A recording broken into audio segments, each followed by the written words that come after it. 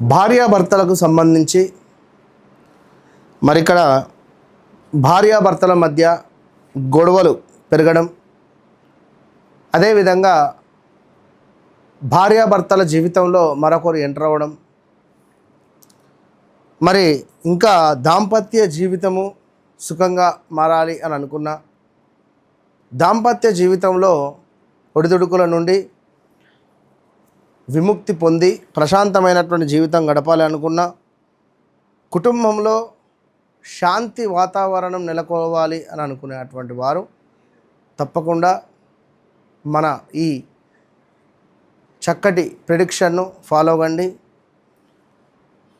జాతక పరంగా కావచ్చును, లేదా మీరు వివాహం చేసుకునేటువంటి డేటు పరంగా అయినా కూడా మీ దాంపత్య జీవితంలో సుఖము అనేటువంటిది ఉండదు. ఎప్పుడూ కూడా మానసిక బాధ లేదా షేరింగ్ అనేటువంటిది ఉండదు. భర్త వచ్చాడా, చలో టవల్ ఇచ్చామా, వెళ్ళిపోయాడా, స్నానం చేశాడా, టిఫిన్ పెట్టామా, అంతే. సో తను కూడా అదే విధంగా ఉంటాడు, తన స్వభావం కూడా అంతే. మీతో మాట్లాడాలి అనేటువంటి భావన కూడా అధికంగా ఉండదు. మరి మీకు అనిపిస్తుంది ఎవరితోనైనా ఏమైనా అక్రమ సంబంధం ఉందా? సో నెలలో 10 రోజులు వస్తాడు, ఇంట్లో ఉంటాడు, సరిగ్గా ఉండడు, వెళ్ళిపోతాడు, ఏదో మళ్ళీ ఉద్యోగం అని అటు ఇటు, అసలు ఏం జరుగుతుంది అనేటువంటి డౌట్స్ ఉన్నాయా? తప్పకుండా నన్ను కలవండి. జస్ట్ ఫోన్లో మాట్లాడండి. మీ భర్త లేదా మీ భార్య ఎలాంటి పరిస్థితులలో ఉంది, ఎలాంటి సిచ్యువేషన్ ఫేస్ చేస్తూ ఉంది, ప్రజెంటు ఎలాంటి స్టేటస్లో ఉంది అనేటువంటిది 100% నేను చెప్తా.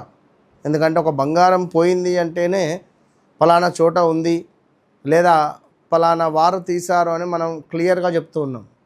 కనుక మరి ఈ మనుషులకు సంబంధించి కూడా వారు వేసుకున్నటువంటి షర్టు కలర్తో సహా క్లియర్గా మనం చెప్తాం. కనుక ఏది ఏమైనప్పటికీ కూడా దాంపత్య జీవితము సుఖంగా ఉండాలి అని అనుకునే సందర్భాలలో వివాహం చేసుకునే ముందే 1-2 సార్లు మనం చూసుకొని ముందుకు వెళ్ళాలి. ఇప్పుడు మొన్న ఒకరు రావడం జరిగింది. వారిది 16వ తారీఖు జన్మించారు. 4వ తారీఖు జన్మించినటువంటి వారిని వివాహం చేసుకొని 13వ తారీఖు రోజు వివాహం చేసుకున్నారు. నెంబర్ 4 పెద్ద మైనస్ నెంబర్ 7. మరి అలాంటప్పుడు వివాహం చేసుకున్నాక 15వ రోజే ఇంటి నుండి వచ్చేసింది అమ్మాయి. మామూలు టార్చర్ కాదట, చాలా అంటే చాలా బీభత్సమైన టార్చరు అనుభవించింది. మరి ఈ తరుణంలో కొన్ని మనం తెలుసో తెలియకనో చేసినటువంటి తప్పులు ఉంటాయి. మరి ఇవి తీర్చిదిద్దుకోవాలి అనుకుంటే నన్ను కలవండి, నేను చెప్తాను. అదేవిధంగా ఎవరైతే ఈ యొక్క దాంపత్య జీవితంలో ఇబ్బందులు వస్తున్నాయి అని అనుకునేవారు, 7వ స్థానము, 8వ స్థానము, లగ్నము, ద్వితీయ భావాలు చాలా అవసరం. 2వ భావంలో సూర్యుడు కానీ, 3వ భావంలో సూర్యుడు కుజుడు కానీ ఉన్న చెప్పిన మాట వినరు, చాలా ఈగో క్లాషెస్ వస్తాయి. 12వ భావంలో కుజుడో, 12వ భావంలో రాహువు కుజుడో, 12వ భావంలో సూర్యుడో ఉన్న ఎడల ఇల్లీగల్ అఫైర్స్ ఉండే ఛాన్సెస్ ఉంటాయి. సో ఇంటి కూడు పప్పుతో సమానం అన్నట్టుగా ఉంటుంది.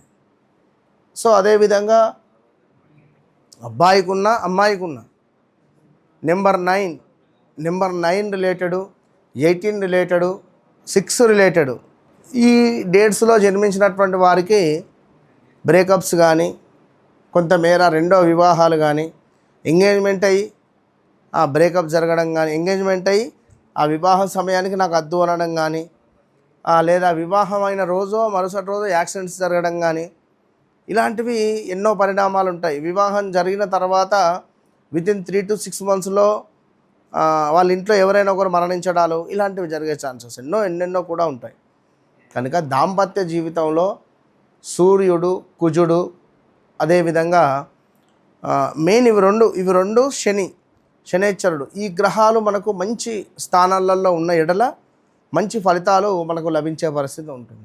ఎప్పుడైతే ఈ 3 గ్రహాల ఆధిపత్యం అధికంగా ఉంటుందో వారికి తప్పకుండా ఇబ్బందులు ఎదురవుతాయి. కనుక మీ జన్మజాతక రీత్యా ఏ స్థానంలో ఏ గ్రహం ఉంది, మరి మీకు ఇల్లీగల్ ఎఫైర్స్ ఏమైనా ఉన్నట్టుగా డౌట్ ఉందా మీ భార్యపై కానీ మీ భర్తపై కానీ, తప్పకుండా నన్ను కలవండి. లేదా మీకు వివాహం చేసుకోబోయేటువంటి వ్యక్తిపై ఏమైనా అనుమానాలు ఉన్నాయా, ఆ వ్యక్తి యొక్క మనస్సు కానీ ఏ విధంగా ఉంటుంది, ఇట్లాంటి విషయాలకై తప్పకుండా క్లియర్గా నేను మీకు చెప్తాను. మీ జన్మజాతకరీత్యా నడిచే దశ అంతర్దశలను కూడా 1-2 సార్లు చెక్ చేసుకొని ముందుకు వెళ్ళడం ద్వారా అత్యంత అద్భుతమైనటువంటి ఫలితాలు మీకుంటవి. All the best.